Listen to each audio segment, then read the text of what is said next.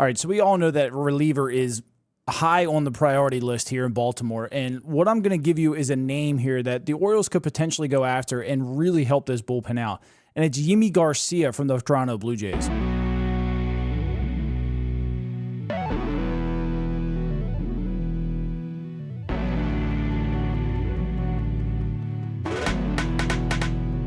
In 27 games this year, Yimi is 3-0 with a 2.57 ERA out of the Jays bullpen. Now, he's currently on the injured list, but he is building himself back and having quality rehab outings so far. But in 28 big league innings this year, he's recorded 37 strikeouts and a whip at .78, which is outstanding. Means he's not walking a ton of guys. Some things that I want to point out on against right-handed batters this year, Yimi Garcia is only allowing a 109 average with 19 total strikeouts. Lefties really aren't doing that much better against Yimi. They're hitting .214 with 18 strikeouts. Now, these to me are something that could really play in the back end of Baltimore's bullpen between that Cano and that Kimbrel. Having that guy in the 8th inning that could really just come in and slam the door, and also that could, have a spot save here and there if Craig is tired or been overused or whatnot. I feel like the 8th inning guy is probably the most priority that the Orioles need right now.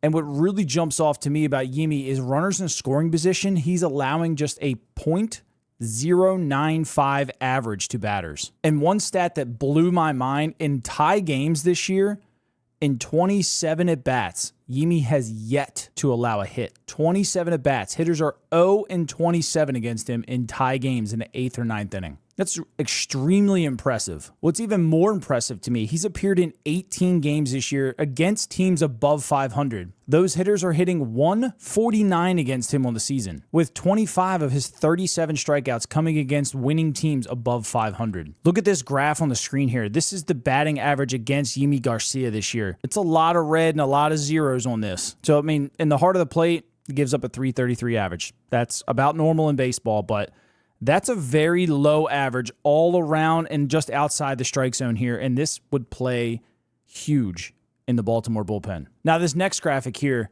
his percentile rankings, he doesn't qualify because of his injury, but look at somewhere the red would be if he did qualify. His chase rates, astronomical. Whiff rates, pretty good. Strikeout rates, very, very good. Now, his fastball velo, I would say, is well above major league average.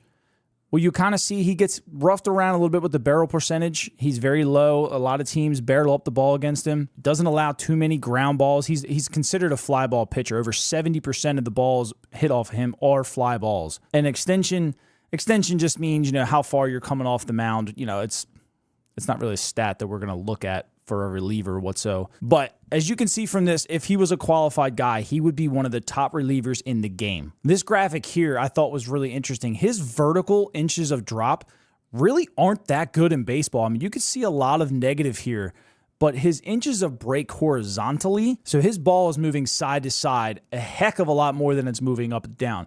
So, and that kind of comes to play. So he's got the slider, the sweeper, he's got the fastball, the changeup. All those pitches definitely move a little bit more side to side than up and down. The curveball gets hit around a little bit more, which is why you're seeing a negative 5.3 on his average major league average break compared to his. But it's really interesting to see that his ball runs around the zone like that. Look at his sinker, 18 inches of run. He could start a ball on the inside hip of a left-handed batter, and it catches the corner of the inside part of the strike zone.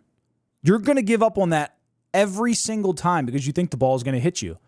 18 inches of run is unhittable, honestly. For a ball that's coming in 95, 96 mile an hour, it kind of shows you why hitters are hitting so low against Yimi Garcia. But on the season, Yimi has an average fastball of 96.7 miles an hour, but he's touched 99 and 100 a few times so far this year with strikeouts. Hitters are hitting 116 on the season off that fastball. Like I said, his max velo this season has been 99.8. Within the 45 at-bats this year against the fastball, 23 guys have struck out against it. The curveball gets hit around a little bit. Hitters got about a 318 average against it. So each one of these pitches, the changeup, the slider, and the sweeper, opponents are hitting lower than 165 on the season on all three of those pitches. I'll leave you with this, one of the stats that I found that really intrigued me about Yimi Garcia. The major league average in hitting the ball on the black. So what they call painting the corners is only 39%. Yimi Garcia is a 48%. So he's 10% better than the major league average at getting the ball exactly on the corner where he wants it for a strike call. So this is a guy that I feel like could really expand what you could do in the back end of that Baltimore bullpen. For me, he might be my priority one to go and get for this bullpen. But looking at some of these numbers that Yimi Garcia has been putting up this season, especially against winning teams and in the AL Beast, that's my number one guy. Let me know down in the comment section below what you guys think, who might be your favorite guy to go acquire, and let's go O's.